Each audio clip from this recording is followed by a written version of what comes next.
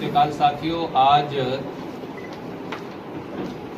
Corona महामारी का संक्रमण और जिस प्रकार से हरियाणा प्रांत में हरियाणा की खट्टर सरकार और देश में मोदी सरकार कोरोना संक्रमण से लड़ने में औंधे मुंह गिरी है, बुरी तरह नाकामयाब हुई है।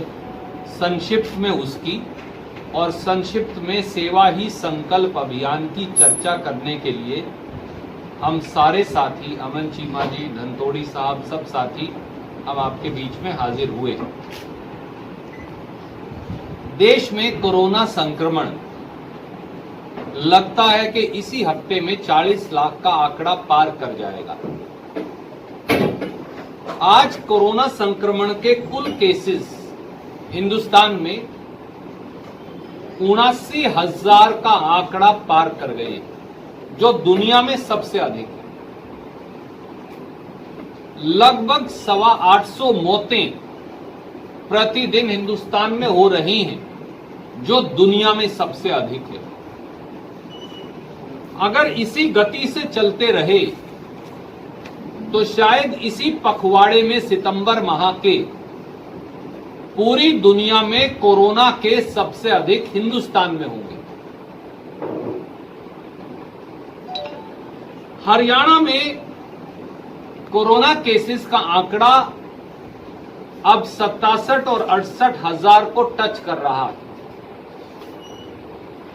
कोरोना केस से होने वाली मौतों की संख्या भी अब 3 से 4% तक पहुंच गई है औसत।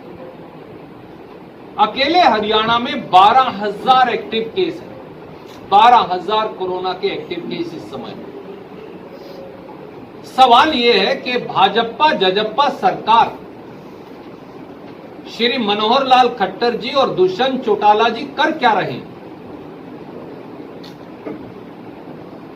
हम आदरणीय मुख्यमंत्री श्री मनोहर लाल खट्टर जी के जल्दी स्वस्थ होने की कामना वाहेगुरु से, प्रभु से करते,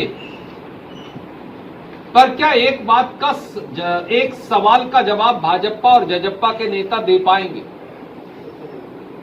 मुख्यमंत्री अगर कोरोना संक्रमण से ग्रस्त हो जाएं और वो खुद का इलाज हरियाणा के सरकारी अस्पतालों की बजाय प्राइवेट अस्पताल में भर्ती हो जाएं, तो फिर हरियाणा की 2.5 करोड़ जनता को सरकारी अस्पतालों और डॉक्टरों पर विश्वास कैसे हो? अगर सरकार के मंत्रीगण और अधिकारीगण कोरोना संक्रमण का इलाज सरकारी अस्पतालों की बजाय प्राइवेट अस्पतालों में जाकर करवाएं, तो क्या खट्टर सरकार ने 2.5 करोड़ हरियाणवियों को और खासतौर से जो कोरोना संक्रमण से ग्रस्त हैं, उन्हें अपने हाल पर छोड़ दिया है? हरियाणा में बेड्स की पूरी व्यवस्था नहीं, कोरोना संक्रमण के मरीजों की वेंटिलेटर्स की व्यवस्था नहीं, पूरे डॉक्टर साहिबान और पैरामेडिक्स जरूरत के मुताबिक उपलब्ध नहीं। हमने ये कहा था मेडिकल कॉलेज के छात्रों को टेम्परेरीली बुला लीजिए और उन्हें उसका क्रेडिट दे दीजिए, पर आपने वो भी नहीं किया, ना सरकारी ना प्राइवेट मेडिकल कॉलेज के छात्र छात्राओं और नर्सिस को।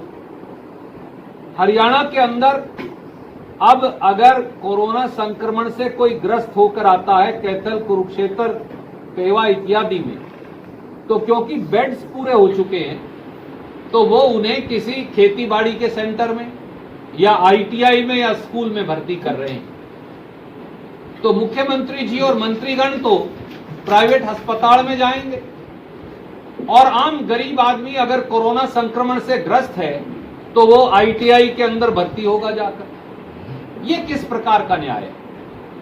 और इस पर खट्टर सरकार ध्यान क्यों नहीं दे रही, जबकि हम 5 महीने से इन सारी बातों की ओर ध्यान आकर्षित कर रहे हैं। दूसरी बात, कोरोना संक्रमण के साथ साथ आर्थिक संक्रमण भी आया, आर्थिक संकट भी आया। उस आर्थिक संकट में सबसे ज्यादा नुकसान हमारे दुकानदार और व्यवसायी भाइयों का हुआ। क्या किसी दुकानदार को जिसके पास 4, 5, 8, 10 कारिंदे उसे तनख्वाह भी देनी है। क्या खट्टर साहब ने तनख्वाह के बारे में कोई राशि आर्थिक तौर से हरियाणा के दुकानदारों को दी? कोई राशि नहीं दी। दुकानदार वाणिज्यिक बिजली का बिल भरते हैं, कमर्शियल बिजली का बिल भरते हैं। एक फूटी कौड़ी की रियायत खट्टर सरकार ने दुकानदार और व्यवसायी भाइयों को कमर्शियल बिजली की नहीं दी।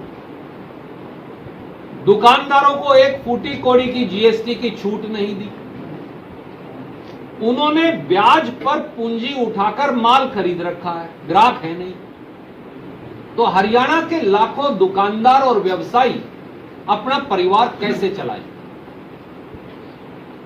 सबसे बड़ा वर्ग किसान वर्ग है। किसानों की जो दुर्गति पिछली फसल के अंदर हुई वो हम सब ने देखी। किसान, आड़ती और मजदूर के गठबंधन पर जैसे भाजपा जजप्पा सरकार ने हमला बोला वो हम सब ने देखा। किसान की फसल का पूरा दाम कभी कह दिया कि तुम्हारा लस्टर लॉस है, यानी चमक की कमी है। कभी उसे कह दिया कि यहां नमी है। कभी कह दिया तेरा दाना काला पड़ गया है। और किस प्रकार से किसान